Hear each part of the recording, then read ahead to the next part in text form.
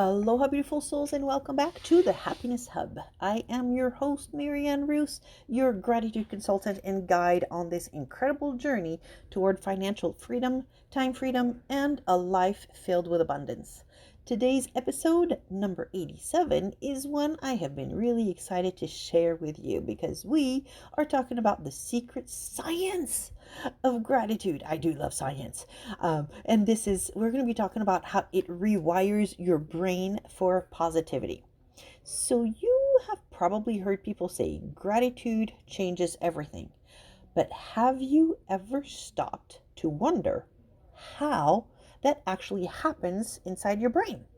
Well, get ready because today we are getting a little nerdy in the best way. We are talking neuroscience, brain chemicals, and real stories about how gratitude literally reshapes how you think, feel, and even how you attract abundance into your life. So grab your coffee, your journal, or maybe your favorite cozy chair, and let's dive in together. Let's start with a little science class for the soul. When we practice gratitude, and what I mean by that is we are intentionally focusing on the good things in our lives. Our brain releases a blend of feel good chemicals like dopamine and serotonin. These are the same neurotransmitters that antidepressant medications are designed to boost. So here is something fascinating. A study from 2015 out of Indiana University, led by Dr. Joel Wong and Dr. Joshua Brown, looked at exactly this. They wanted to see what happens in the brain when people practice gratitude over time. They had participants who were struggling with emotional health challenges write gratitude letters once a month for 3 weeks. Then 3 months later, they scanned their brains using fMRI technology. What they found was remarkable. The participants who practiced gratitude showed greater activation of the medial prefrontal cortex. That is the part of the brain associated with learning, decision making, and emotional regulation. But here's the amazing part. Even when those people weren't writing gratitude letters anymore, their brains continued to show that same increased activation months later. In other words, their brains had literally been rewired for positivity. So when you write down what you are grateful for, or when you take a moment to thank someone, you are not just having a feel-good moment. You are building new neural pathways that make optimism, that's the word, that make optimism and joy more natural for you over time.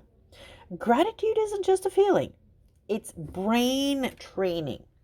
All right, so let's talk about someone that many of us know. This is an actor, this is an athlete, and also an artist. And his name is Terry Crews.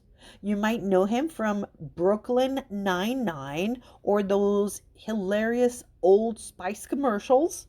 But behind that humor and muscle is a story of mindset and healing. Terry has spoken openly about his difficult upbringing and struggles with anger and self-worth.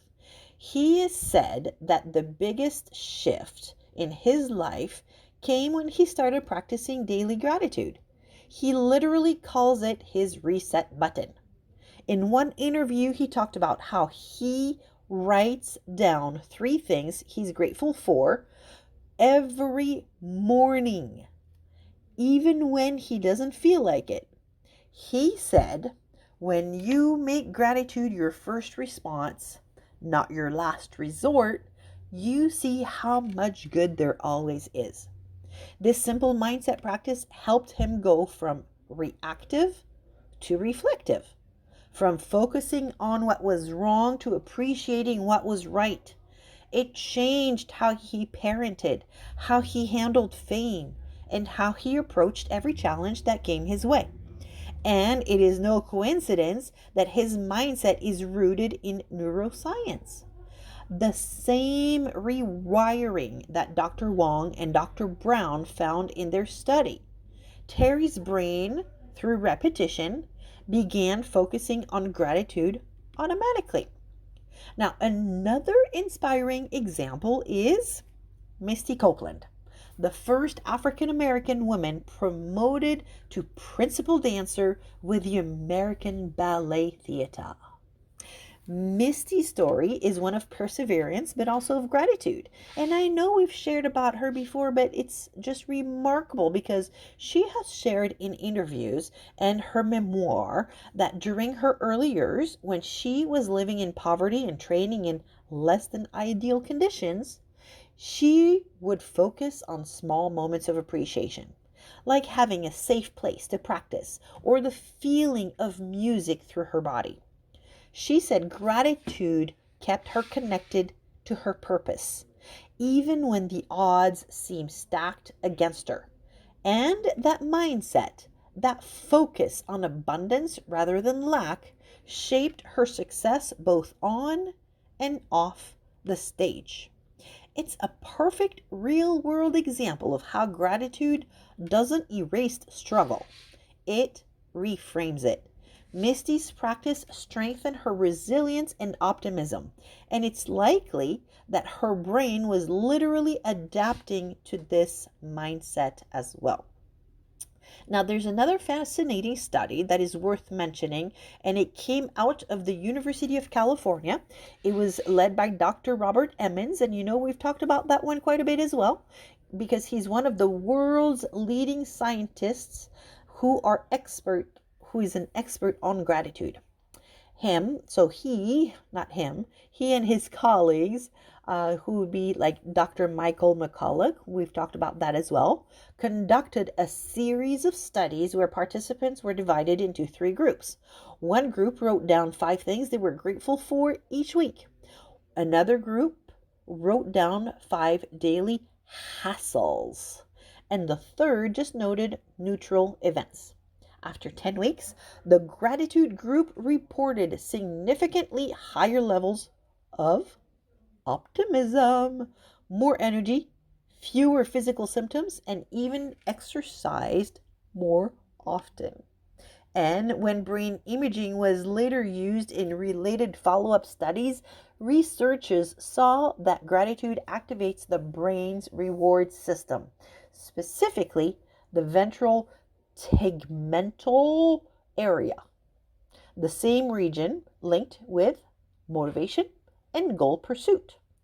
So gratitude not only boosts happiness, it helps to boost action. It literally motivates you to do more, create more, and attract more. So how can you start rewiring your brain today, right? Here are 3 examples that are scientifically backed gratitude habits that you can try. So the first one is going to be the 3-thing rule. Every night, write down 3 things you're grateful for. Keep it specific and simple. Instead of I'm grateful for my family, try I'm grateful for the laughter we shared over dinner. Specifics helps your brain to replay and reinforce those positive emotions. All right, what's another way? It's the gratitude letter. Indiana study style, right? Write a letter to someone who made the difference in your life, even if you never send it. Just the act of writing it activates the brain's reward system and strengthens emotional regulation. And then one more example of something that you can do that's very easy. It's to go on a short walk and do it as a gratitude walk and start to name out loud things that you appreciate as you notice them. The sunlight on the leaves, the sound of the birds, the smell of coffee from a nearby shop. If you're in Paris, the smell of croissants from the bakery around the corner. I remember that smell from when I was little. You are teaching your brain to scan for joy instead of stress. So remember, repetition does matter. Just like going to the gym that builds muscle, daily gratitude habits build mental strength. So if there's one thing that I want you to walk away with today, it's this. Every time you pause to say thank you, every time you write something down in your journal, every time you choose appreciation over complaint, you are literally reshaping your brain to attract more abundance, optimism, and peace. So, beautiful souls, as you move through your day, I encourage you to notice the little things, the way the light hits your morning coffee, the text from a friend, the sound of laughter nearby. Those moments are tiny miracles waiting to be acknowledged.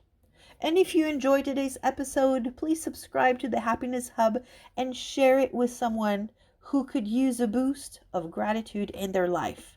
Your shares and reviews help our community to grow and bring more positive energy into the world, because we know it sure does need a whole lot more of it. So until next time, remember that gratitude isn't something you do once, it is something that you live. And until next time, a hoobie hope, toodle pip, and aloha.